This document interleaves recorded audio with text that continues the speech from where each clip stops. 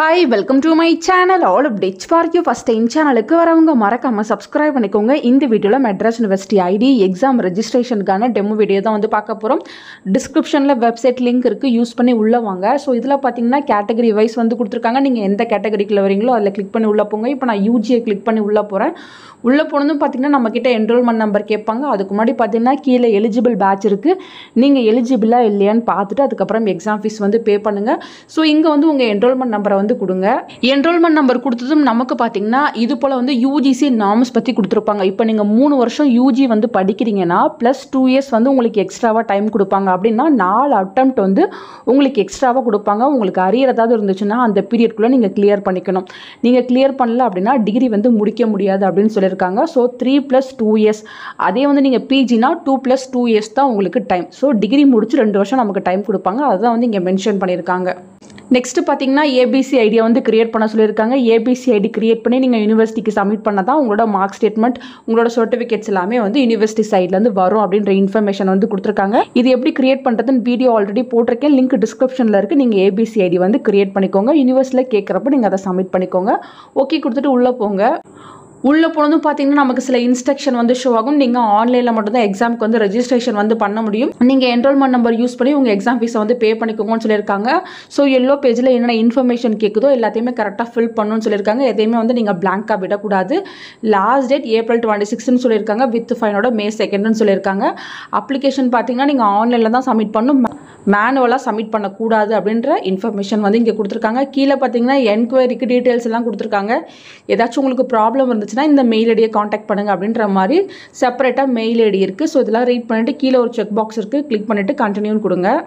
கண்டினியூன்னு கொடுத்ததுக்கப்புறம் ரொம்ப முக்கியமான இந்த எல்லோ பேஜ் வரும். இந்த எல்லோ பேஜை பார்த்தீங்கன்னா ஒன்ஸ் கிராஸ் பண்ணி நீங்கள் நெக்ஸ்ட் பேஜுக்கு போயிட்டீங்கன்னா இந்த பேஜுக்கு நீங்கள் வரவே முடியாது. ஸோ ரொம்ப கேர்ஃபுல்லாக இந்த பேஜை வந்து ஃபில் பண்ணுங்கள்.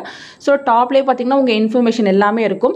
நெக்ஸ்ட்டு பார்த்தீங்கன்னா எக்ஸாம் சென்டரை பற்றி கேட்கும். ஸோ நீங்கள் எங்கே எக்ஸாம் எழுதுறதுக்கு வந்து விருப்பப்படுறீங்க அப்படின்ற இன்ஃபர்மேஷன் நீங்கள் இங்கே கொடுக்குற மாதிரி இருக்கும்.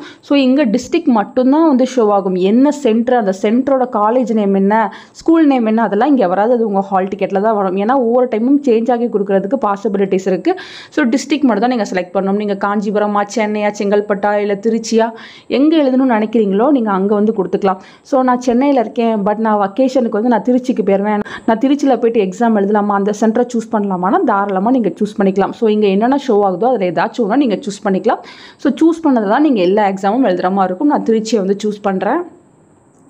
நெக்ஸ்ட்டு பார்த்தீங்கன்னா நேம் இன் தமிழ்னு கேட்டிருக்காங்க. ஸோ தமிழில் வந்து உங்கள் நேமை வந்து கரெக்டாக போட்டுக்கோங்க. உங்கள் அப்பாவோட நேமை வந்து கரெக்டாக போட்டுக்கோங்க. நெக்ஸ்ட் உங்கள் கரண்ட் அட்ரஸ், பின்கோடு, அதுக்கப்புறம் பார்த்தீங்கன்னா உங்கள் மொபைல் நம்பர், மெயில் ஐடி எல்லாமே போட்டுக்கோங்க. கீழே பார்த்தீங்கன்னா கரண்ட் சப்ஜெக்ட் எல்லாமே ஷோ ஆகுது. அதெல்லாம் டிஃபால்ட்டாக கண்டிப்பாக நீங்கள் பே பண்ணி தான் ஆகணும். அரியர் சப்ஜெக்ட் இருந்தால் மட்டும்தான் அதை நீங்கள் செலக்ட் பண்ணுற மாதிரி இருக்கும். ஸோ கரண்ட் சப்ஜெக்ட் ஆட்டோமேட்டிக்காக அங்கே செலக்ட் ஆகிருக்கும். நெக்ஸ்ட்டு பார்த்தீங்கன்னா இது போல் நீங்கள் ஏதாவது அரியர் வச்சுருக்கீங்கன்னா அந்த பேப்பர் வந்து இங்கே வரும். ஸோ நீங்கள் வந்து இந்த பேப்பர் இப்போ நான் எழுதுறனாலும் எழுதிக்கலாம், இல்லை நான் இப்போ எழுதலை, நான் நெக்ஸ்ட் டைம் எழுதிக்கிறேன், ரீவேல்யூஷன் போட்டிருக்கேனால இந்த பேப்பருக்கு நான் வந்து எழுதலை, ஸோ அது போல் இருந்துச்சுன்னா நீங்கள் ஸ்கிப் பண்ணிக்கலாம். ஸோ எழுதணும்னு நினைக்கிறவங்க இங்கே செக் பாக்ஸ் இருக்கும், அதை கிளிக் பண்ணி நீங்கள் வந்து நெக்ஸ்ட் பேஜுக்கு வந்து போகலாம். இல்லை நான் எழுதலை அப்படிங்கிறவங்க நீங்கள் இந்த செக் பாக்ஸை வந்து கிளிக் பண்ணாமல் விட்டுறலாம். அதுக்கப்புறம் பார்த்தீங்கன்னா கீழே ஒரு செக் பாக்ஸ் இருக்கும், ஐ சர்டிஃபை தட்னு, அதை கிளிக் பண்ணிவிட்டு நீங்கள் அப்ளைன்னு கொடுங்க. நெக்ஸ்ட் பேஜ் பார்த்தீங்கன்னா உங்களுக்கு இது போல தான் வரும். எக்ஸாம் ஃபீஸ் எவ்வளோ, சென்டர் ஃபீஸ் எவ்வளோ, அப்ளிகேஷன் ப்ராசஸிங் ஃபீஸ் எவ்வளோ, ப்ரொவிஷனல், அதுக்கப்புறம் கான்வெகேஷன் ஃபீஸ் இருந்துச்சுன்னா உங்களுக்கு வரும். அதாவது நீங்கள் ஃபைனல் இயர் ஃபைனல் செமஸ்டருக்கு வரீங்க அப்படின்னா உங்களுக்கு இந்த ஃபீஸ் வந்து ஷோ ஆகும். ஸோ டோட்டல் ஃபீஸ் என்ன அப்படின்றது ஷோ ஆகும். அதுக்கப்புறம் பார்த்தீங்கன்னா பேமெண்ட் பற்றின டீட்டெயில்ஸ் எல்லாமே வந்து கொடுத்துருக்காங்க. ஸோ இதெல்லாம் ரீட் பண்ணிவிட்டு நீங்கள் ஜஸ்ட் பேமெண்ட்னு ஒரு ஆப்ஷன் இருக்கும், அதை வந்து நீங்கள் கிளிக் பண்ணி உள்ளே போங்க.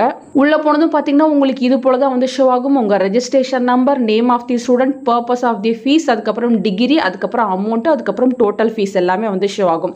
நெக்ஸ்ட் பார்த்தீங்கன்னா பேமெண்ட் மோடுன்னு கீழே ஒரு 3 ஆப்ஷன் வந்து கொடுத்துருப்பாங்க. ஸோ ஆஃப்லைன் சலான் மூலமாக பே பண்ணுறீங்களா அப்படின்னு கேட்டிருப்பாங்க. அதாவது சலான் வந்து இங்கே ஜென்ரேட் ஆகும். இந்த சலானை வச்சு நீங்கள் பேங்க்கில் பே பண்ணுற மாதிரி இருக்கும். ஃபர்ஸ்ட் ஆப்ஷன் பார்த்தீங்கன்னா ஆஃப்லைன் சலான். நெக்ஸ்ட் பார்த்தீங்கன்னா Indian bank net banking. So Indian bank மூலமாக நீங்கள் பே பண்ணுறீங்கன்னா நீங்கள் அந்த ஆப்ஷனை வந்து யூஸ் பண்ணிக்கலாம். தேர்டாக இருக்கிறது பார்த்தீங்கன்னா உங்ககிட்ட டெபிட் கார்டு, கிரெடிட் கார்டு இருக்குன்னா அது மூலமாக கூட நீங்கள் பே பண்ணலாம். ஸோ அப்படின்னா நீங்கள் தேர்ட் ஆப்ஷனை வந்து சூஸ் பண்ணுற மாதிரி இருக்கும். ஸோ நான் டெபிட் கார்டு, கிரெடிட் கார்டை கிளிக் பண்ணேன் அப்படின்னா இமீடியட்டாக கீழே பார்த்தீங்கன்னா உங்களுக்கு ஒரு கேப்சா கேட்கும். ஸோ அந்த கேப்சாவை கொடுத்துட்டு நீங்கள் வந்து நெக்ஸ்ட்டு சப்மிட் பட்டனை கொடுத்துட்டு போனீங்கன்னா உங்ககிட்ட கார்டு டீட்டெயில்ஸ்லாம் கேட்கும். ஸோ பேமெண்ட்டை வந்து நீங்கள் கரெக்டாக கம்ப்ளீட் பண்ணி முடிச்சுக்கோங்க. கம்ப்ளீட் பண்ணி முடிச்சதுக்கப்புறம் பார்த்தீங்கன்னா உங்ககிட்ட அகைன் பேமெண்ட் கேட்டகரி கேட்கும். அதை வந்து செலக்ட் பண்ணிக்கோங்க. Next enrolment number, payment date வந்து கேட்கும். நெக்ஸ்ட்டு பார்த்தீங்கன்னா ஒரு கேப்சா கேட்கும். கொடுத்துட்டு ஜெனரேட் ரிசிப்ட்னு கொடுத்தீங்கன்னா உங்களுக்கான ரிசிப்ட் வந்து ஷோ ஆகும் எக்ஸாம் ஃபீஸ் பே பண்ணதுக்கு. ஸோ நான் சாம்பிளுக்கு தான் இந்த ரிசிப்ட் வந்து காட்டியிருக்கேன். இது ஓல்டு ரிசிப்ட் தான். இது போல் தான் உங்களுக்கு ரிசிப்ட் வரும். இதில் எல்லா இன்ஃபர்மேஷனுமே கொடுத்துருப்பாங்க.